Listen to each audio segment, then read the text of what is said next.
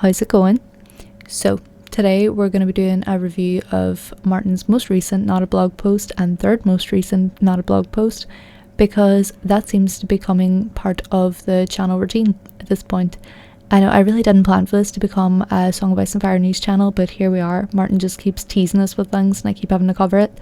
And I know that he also made a bigger post about the Night of the Seven Kingdoms set visit when he came here, and he visited the set and met some of the actors, but I'm probably going to cover that in a different video, even though it's very much out of date now because it happened while I was off.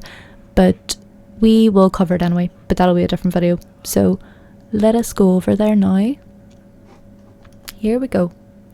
So obviously chatting about his visit to London town, just having a nice little nostalgic walk down memory lane after his summer travels, going to museums, castles, battlefields, bookshops, Hadrian's Wall, Cecil's Council, and much more. Obviously we know Hadrian's Wall ended up influencing the wall in A Song of Ice and Fire, and inspiring it. Oh look, there he is. Some jazzy suspenders there. Wow, style icon. The Shard. The first time I seen this I almost said the Spire. I've been back home for too long. I used to live in London. But yeah, then he went to the West End, checked out 5 plays, how wonderful. Among them, People, Places and Things, scripted by Duncan Macmillan, who is the playwright that's adapting the tourney at Harrenhal for the stage, which is obviously going to be very exciting. And he says, I think we're in good hands, which is wonderful news. We grabbed lunch at our hotel a few days before seeing the play and talked about The Iron Throne, which is obviously going to be the title of that play. There he is, nice wee photo of him. So then he wraps up this post and says, we also got together with Maisie Williams, which is why we're covering this, because I seen a news story this morning. I can't remember if it was Screen Rant or what it was, but I seen a news story this morning that was essentially alluding to the fact that there was this discussion that we are potentially getting a Song of Ice and Fire movie, that they're going to bring it to the big screen. And, you know, obviously in the last video we were having a lot of debate about what this could potentially be about. And the article was essentially suggesting that we could be following Arya out west to see what's west of Westeros. So that would be interesting. I mean, I loved Arya. My daddy always used to say that whenever I was younger, I looked like her when she was younger in the show. So I always think she's a very endearing character. My dad also reminds me a lot of Ned Stark, so whenever I get to see their relationship played out on screen, I think it's very sweet and endearing. He notes that we got together with Maisie Williams for pizza and pasta and talked about ... Well, no, better not get into that, don't want to jinx it, but it could be so much fun. And then they went to a hat shop and bought a hat. But that is obviously very much hinting to us that there is some sort of something in the works and the pipeline that he doesn't want to talk about because he doesn't want to jinx it, but it has a lot of potential in his eyes, and could be something exciting and new and novel. And all I have to say about this is, George, please just give us Once of Winter. I mean, this would be brilliant. I would love anything with Maisie Williams, and you know, if we were to follow Arya in the future, if it's something that George is heavily involved in, like we've been saying, that's fine. I mean, let's go.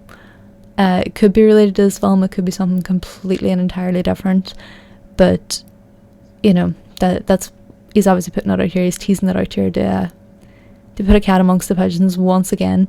These blog posts are just hit after hit, aren't they?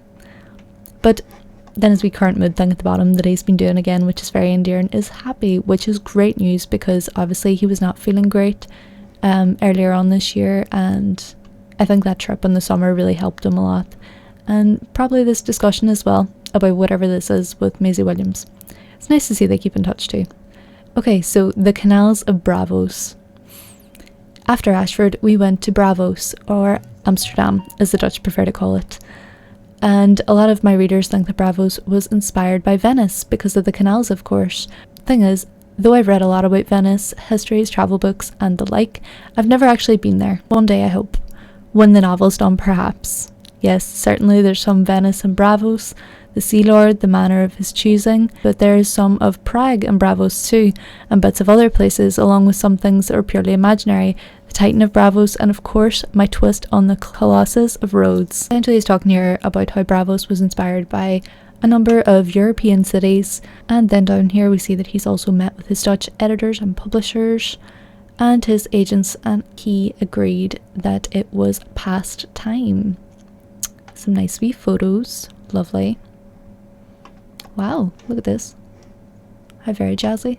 And then he talks about how his editors took us out for a lovely meal in an outdoor cafe where we were joined by Dutch filmmaker, a book reviewer, and Melisandre of Ashai, the Red Lady herself, which is lovely, another lovely reunion.